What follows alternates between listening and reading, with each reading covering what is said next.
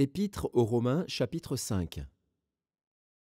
Étant donc justifiés par la foi, nous avons la paix avec Dieu par notre Seigneur Jésus-Christ, à qui nous devons d'avoir eu par la foi accès à cette grâce, dans laquelle nous demeurons fermes, et nous nous glorifions dans l'espérance de la gloire de Dieu.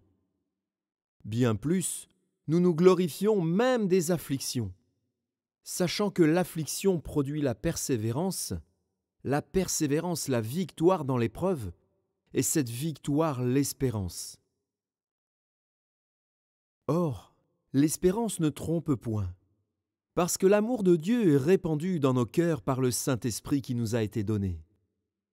Car, lorsque nous étions encore sans force, Christ, au temps marqué, est mort pour des impies. À peine mourrait-on pour un juste, quelqu'un peut-être mourrait pour un homme de bien.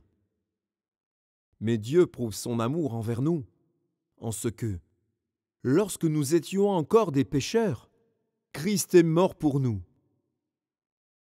À plus forte raison donc, maintenant que nous sommes justifiés par son sang, serons-nous sauvés par lui de la colère. Car si, lorsque nous étions ennemis, nous avons été réconciliés avec Dieu par la mort de son Fils, à plus forte raison, étant réconciliés, serons-nous sauvés par sa vie. Et non seulement cela, mais encore nous nous glorifions en Dieu par notre Seigneur Jésus-Christ, par qui maintenant nous avons obtenu la réconciliation. C'est pourquoi, comme par un seul homme le péché est entré dans le monde, et par le péché la mort, et qu'ainsi la mort s'est étendue sur tous les hommes, parce que tous ont péché. Car jusqu'à la loi, le péché était dans le monde. Or, le péché n'est pas imputé, quand il n'y a point de loi. Cependant, la mort a régné depuis Adam jusqu'à Moïse, même sur ceux qui n'avaient pas péché par une transgression semblable à celle d'Adam, lequel est la figure de celui qui devait venir.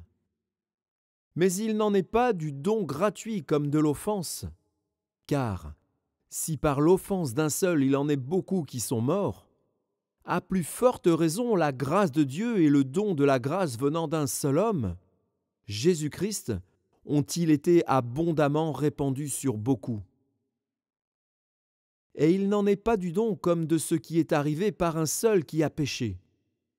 Car c'est après une seule offense que le jugement est devenu condamnation, tandis que le don gratuit devient justification après plusieurs offenses.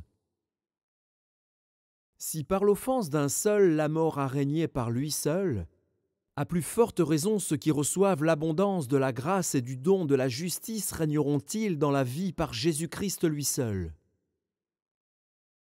Ainsi donc, comme par une seule offense la condamnation a atteint tous les hommes, de même par un seul acte de justice la justification qui donne la vie s'étend à tous les hommes.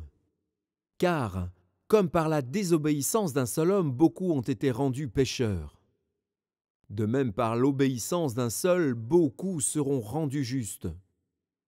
Or, la loi est intervenue pour que l'offense abonde.